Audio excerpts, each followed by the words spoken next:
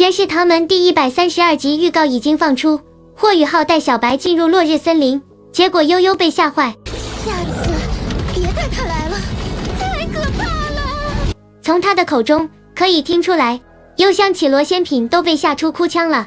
他哭着恳求霍雨浩，快点将小白带走吧。小白已经变成胖嘟嘟、圆滚滚的人形，他虽然长得不太帅，但是很可爱啊。为何悠悠在见到小白后，竟然哭着哀求霍雨浩快点把小白带走呢？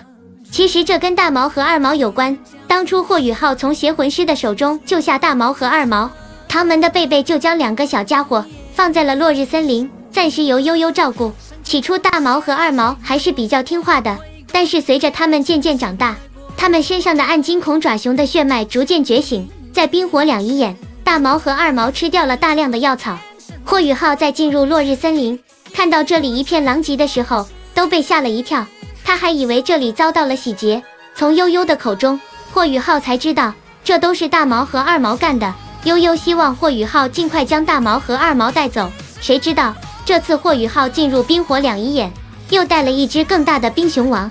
冰熊王小白一见到冰火两仪眼，就屁颠屁颠地泡进了寒泉。